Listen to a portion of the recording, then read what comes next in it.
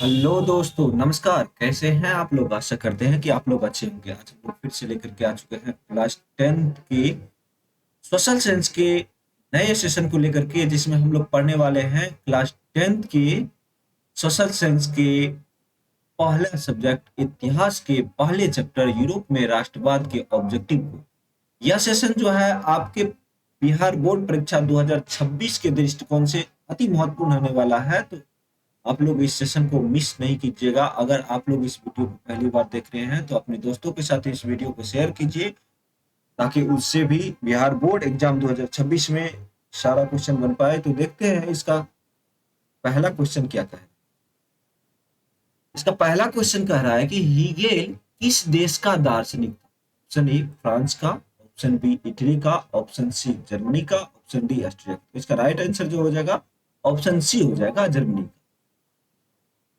अब देखिए, इसका दूसरा क्वेश्चन कह रहा है कि कोसुत का संबंध किस देश से? ऑप्शन ए ऑस्ट्रिया से, ऑप्शन बी यूनान से, ऑप्शन सी पोलैंड से, ऑप्शन डी हंगरी से।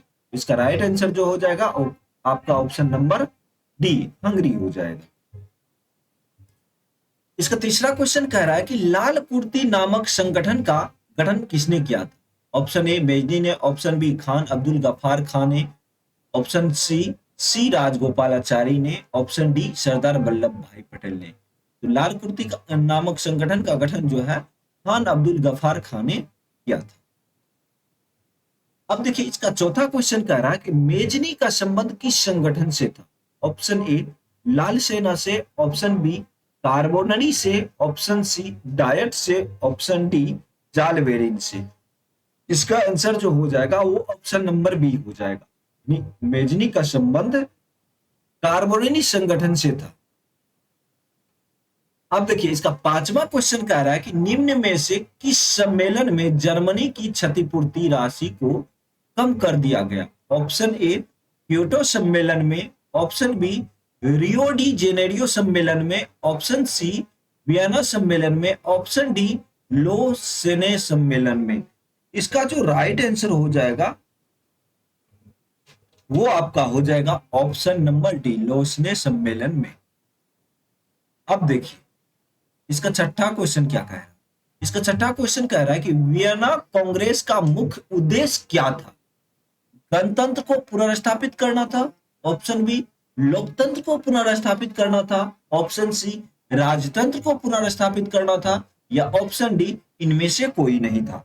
इसका जो राइट आंसर हो जाएगा ऑप्शन नंबर सी, यानी राजतंत्र को पुनर्स्थापित करना था। यानी वियना कांग्रेस का मुख्य उद्देश्य था राजतंत्र को पुनर्स्थापित करना। अब इसका आठवां क्वेश्चन देखते हैं। आठवां क्वेश्चन कह रहा है वियना सम्मेलन कब हुआ था? ऑप्शन ए 1815 में, ऑप्शन बी 1818 ईस्वी में, ऑप्शन सी 1820 ईस्वी में, ऑप्शन डी 1848 ईस्वी में। तो इसका राइट आंसर जो आपका हो जाएगा वो हो जाएगा ऑप्शन नंबर ए, यानी वियना सम्मेलन जो है 1815 ईस्वी में हुआ था। अब देखिए, इसका आठवां क्वेश्चन जो है, आठवां क्वेश्चन क्या कह रहा है? इसका आठवां क्वेश्चन कह रहा है काउंट काबूर को विक्टर इमैनुअल ने किस पद पर नियुक्त किया था? ऑप्शन नंबर ए सेनापति के पद पर, ऑप्शन नंबर बी फ्रांस के राजदूत के पद पर, ऑप्शन नंबर सी प्रधानमंत्री के पद पर, ऑप्शन नंबर डी गृह मंत्री के पद पर। तो इसका जो राइट आंसर हो जाएगा वो आपका हो जाएगा ऑप्शन नंबर सी, यानी काउंट काबूर को विक्टर इमैनुअल ने प्रधानमंत्री के पद पर नियुक्त किया था। अब 9वां नंबर क्वेश्चन देखते हैं। 9वां नंबर क्वेश्चन कह रहा है कि जिब्बेलिन होना चाहिए, यहाँ पे गलत लिख दिया गया है, यहाँ होगा जिब्बेलिन।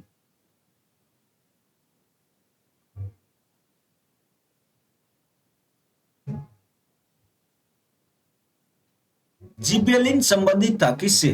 क्रांतिकारियों की संस्था से, ऑप्शन बी व्यापारियों की संस्था से, ऑप्शन सी विद्वानों की संस्था से, ऑप्शन डी पादरियों की संस्था से। तो इसका जो राइट आंसर हो जाएगा वो हो जाएगा ऑप्शन नंबर बी अर्थात जिब्बेलिन जो था व्यापारियों की संस्था से संबंधित था। अब 10वां क्वेश्चन कह रहा है फ्रैंकफर्ट की संधि कब हुई थी? फ्रैंकफर्ट की जो संधि थी वो कब हुई थी? ऑप्शन नंबर ए 1864 ईस्वी में, ऑप्शन नंबर बी 1866 ईस्वी में, ऑप्शन नंबर सी 1870 ईस्वी में, ऑप्शन नंबर डी 1871 ईस्वी में। तो इसका जो राइट आंसर हो जाएगा वो आपका हो जाएगा ऑप्शन नंबर डी। फ्रैंकफर्ट की संधि जो हुई थी वो 1871 ईस्वी में हुई थी। अब देखिए 11 नंबर का क्वेश्चन क्या कह रहा है? 11 नंबर का क्वेश्चन कह रहा है जर्मनी के एकीकरण के लिए कौन उत्तरदायी था? Option number A count Cavour, option number B Bismarck, option number C Garibaldi, option number D Mazzini. तो इसका जो राइट आंसर हो जाएगा वो हो जाएगा आपका ऑप्शन नंबर बी विस्मार्क, यानी जर्मनी के एकीकरण के लिए विस्मार्क जो है उत्तरदायी था। अब देखिए 12 नंबर का क्वेश्चन क्या कह रहा है? इटली के एकीकरण में निम्न में से किसका संबंध नहीं है? इटली का जो एकीकरण हुआ था उसमें उस एकीकरण में इन चारों में से किसका संबंध नहीं था वो बताना है। तो यहां नहीं वाले शब्द में नहीं को बढ़िया से ख्याल रखना है ताकि क्वेश्चन मिस ना हो। कभी कभी क्या होता है विद्यार्थी नहीं वाले में हाँ वाले का आंसर दे देते हैं, तो इसको देखना है। तो इसका ऑप्शन दे रखा है Bismarck, option A, option B Mazzini, option C Cavour, option D Garibaldi. तो इसका जो राइट आंसर हो जाएगा वो हो जाएगा ऑप्शन नंबर ए विस्मार्क, यानी इटली के एकीकरण में विस्मार्क का संबंध नहीं था। विस्मार्क का संबंध था जर्मनी के एकीकरण में, इसीलिए यहां पे इटली के एकीकरण में विस्मार्क का संबंध नहीं था। अब देखिए इसका 13वां क्वेश्चन कह रहा है कि इटली और जर्मनी के एकीकरण के विरुद्ध निम्न में कौन था? Option number A England, option number B रूस, option number C Austria, option number D Prussia. इसका जो राइट आंसर हो जाएगा वो हो जाएगा ऑप्शन नंबर सी ऑस्ट्रिया हो जाएगा, यानी इटली और जर्मनी के एकीकरण के विरुद्ध जो था वो ऑस्ट्रिया था। इसका 14वां क्वेश्चन कह रहा है कि इसका 14वां क्वेश्चन कह रहा है कि जर्मनी के एकीकरण का प्रमुख वास्तुकार कौन था? Option number A Mazzini, option number B Garibaldi, option number C Lenin, option number D Bismarck. तो इसका जो राइट आंसर हो जाएगा वो आपका हो जाएगा ऑप्शन नंबर डी विस्मार्क। अब देखिए 15वां क्वेश्चन कह रहा है कि 1830 की क्रांति के बाद फ्रांस में किस प्रकार का शासन व्यवस्था स्थापित हुआ? ऑप्शन नंबर ए संघीय शासन व्यवस्था, ऑप्शन नंबर बी संवैधानिक राजतंत्र, ऑप्शन नंबर सी गणराज्य, option number D right answer option number D अधिनायक। तो इसका जो है आप लोग फटाफट जवाब दीजिए, देखते हैं इस क्वेश्चन का जवाब कौन दे पाता है। तो इसका ऑप्शन जो हो जाएगा, इसका राइट आंसर हो जाएगा ऑप्शन नंबर बी संवैधानिक राजतंत्र। 16वां क्वेश्चन कह रहा है कि मार्टिन लूथर कौन थे? ऑप्शन नंबर ए दार्शनिक, ऑप्शन नंबर बी राजनीतिज्ञ, ऑप्शन नंबर सी धर्म सुधारक, ऑप्शन नंबर डी समाज सुधारक। इसका जो आपका राइट आंसर हो जाएगा वो समाज सुधारक हो जाएगा, option number D. Martin Luther थे, एक समाज सुधारक थे। अब 17वां क्वेश्चन कह रहा है कि गेरिबाल्डी पैसे से क्या थे? यह क्वेश्चन जो है बहुत पूछा गया है, इसको पूछने का ज्यादातर चांस है, अगले परीक्षा में भी बहुत बार पूछा जा चुका है। तो इसको अब बढ़िया से देखिएगा यार, गेरिबाल्डी पैसे से क्या था? तो गेरिबाल्डी जो है पैसे से एक नाविक था। क्या था? नाविक था।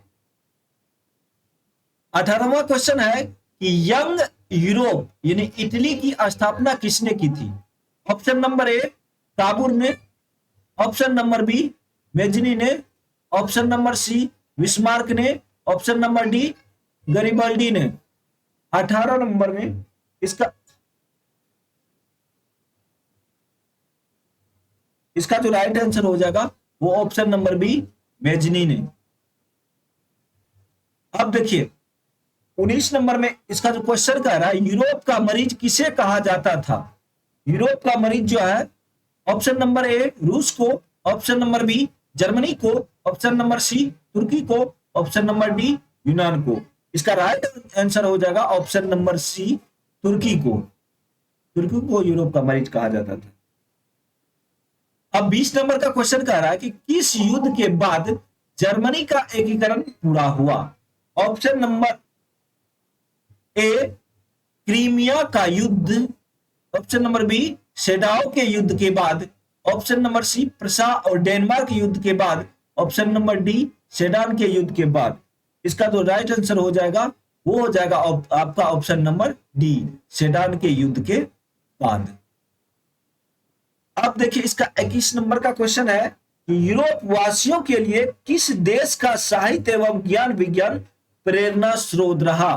तो यूरोप वासियों के लिए जो है किस देश का साहित्य एवं ज्ञान विज्ञान प्रेरणा स्रोत रहा है? इसका ऑप्शन है option number A Germany, option number B यूनान, ऑप्शन नंबर सी तुर्की, ऑप्शन नंबर डी इंग्लैंड। इसका जो राइट आंसर हो जाएगा वो आपका ऑप्शन नंबर बी यूनान हो जाएगा।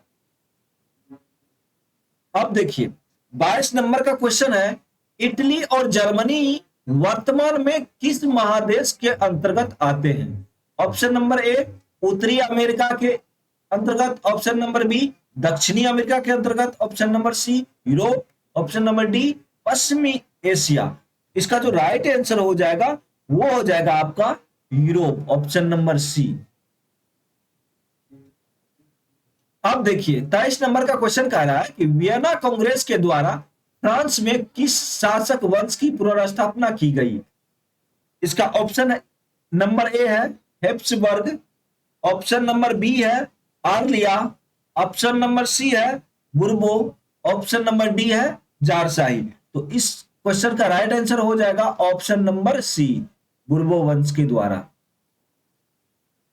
अब देखिए 24 नंबर का क्वेश्चन है कि सन 1870 में फ्रांस और प्रसा के बीच युद्ध कहां हुआ था? ऑप्शन नंबर ए सेडान के बीच, ऑप्शन नंबर बी सेडोवा के बीच, ऑप्शन नंबर सी साइनडाइन के बीच, ऑप्शन नंबर डी फ्रैंकफर्ट के बीच। तो इसका राइट आंसर जो हो जाएगा वो हो जाएगा आपका ऑप्शन नंबर ए सेडान के बीच। अब देखिए बिस्मार्क निम्न में से क्या था? बिस्मार्क ऑप्शन नंबर ए कवि था, ऑप्शन नंबर बी नाटककार था, ऑप्शन नंबर सी संगीतज्ञ था, ऑप्शन नंबर डी कूटनीतिज्ञ था। तो इसका जो है राइट आंसर जो हो जाएगा वो हो जाएगा ऑप्शन नंबर डी कूटनीतिज्ञ था। अब देखिए 26वां क्वेश्चन कह रहा है कि 1829 ईस्वी की एड्रियानोपुल की संधि किस देश के साथ हुई? Option number A, option number A तुर्की, ऑप्शन नंबर बी यूनान, option number C Hungary, option number D Poland. तो आप लोग फटाफट इस क्वेश्चन का जवाब दीजिए। इसका जो है राइट जो आंसर जो हो जाएगा वो ऑप्शन नंबर ए तुर्की हो जाएगा। अब देखिए 27वां क्वेश्चन कह रहा है कि वियना कांग्रेस में कौन राष्ट्र सम्मिलित नहीं था? वियना कांग्रेस में जो है कौन राष्ट्र सम्मिलित नहीं था? Option number A Britain, option number B रूस, option number C France, option number D Germany. इसका जो राइट आंसर हो जाएगा वो हो जाएगा आपका ऑप्शन नंबर डी जर्मनी हो जाएगा। अब देखिए कह रहा है कि किस संधि द्वारा, 28वां क्वेश्चन कह रहा है कि किस संधि द्वारा स्वतंत्र यूनान राष्ट्र की स्थापना हुई? ऑप्शन नंबर ए वियना की संधि द्वारा, ऑप्शन नंबर बी पुस्तुनतुनिया की संधि द्वारा, ऑप्शन नंबर सी प्राग की संधि द्वारा, ऑप्शन नंबर डी एड्रियानोपुल की संधि द्वारा। इसका जो आपका राइट आंसर हो जाएगा वो हो जाएगा ऑप्शन नंबर बी पुस्तुनतुनिया की संधि द्वारा। अब देखिए 29 नंबर का क्वेश्चन कह रहा है कि सेडाओ के युद्ध में किसकी पराजय हुई थी?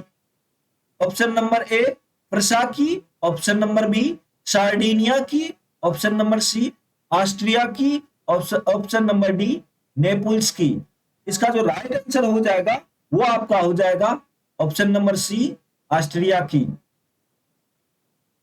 देखिए 30 नंबर का क्वेश्चन क्या कह रहा है, 30 नंबर का क्वेश्चन कह रहा है कि प्रशा का शासक कौन था। Option number A Napoleon Bonaparte, option number B Napoleon तृतीय, option number C Victor Emmanuel, option number D William प्रथम। तो इसका जो राइट आंसर हो जाएगा वो हो जाएगा आपका ऑप्शन नंबर डी विलियम प्रथम। अब देखिए इस चैप्टर का लास्ट क्वेश्चन देखिए क्या कह रहा है। इस चैप्टर का जो लास्ट क्वेश्चन है वो कह रहा है कि मेटरनिख कौन था। मेटरनिख कौन था? ऑप्शन नंबर ए ऑस्ट्रिया का चांसलर था, ऑप्शन नंबर बी प्रशा का चांसलर था, ऑप्शन नंबर सी फ्रांस का सम्राट था, ऑप्शन नंबर डी रूस का जार था। इसका जो राइट आंसर हो जाएगा वो हो जाएगा आपका ऑप्शन नंबर ए ऑस्ट्रिया का चांसलर था। तो आज हमने इतिहास के पहले अध्याय से बनने वाले सभी ऑब्जेक्टिव क्वेश्चन को देख लिया। यह क्वेश्चन मतलब यह सेशन जो है आपको परीक्षा, बिहार बोर्ड परीक्षा के दृष्टिकोण से अति महत्वपूर्ण होने वाला है। तो आप लोग अगर यहां तक देख लिया है तो आप अपने दोस्तों के साथ भी इस वीडियो को शेयर करें ताकि उससे भी क्वेश्चन बिहार बोर्ड एग्जाम में बन पाए। तो यहां तक देख लिया है तो देखने के लिए थैंक यू।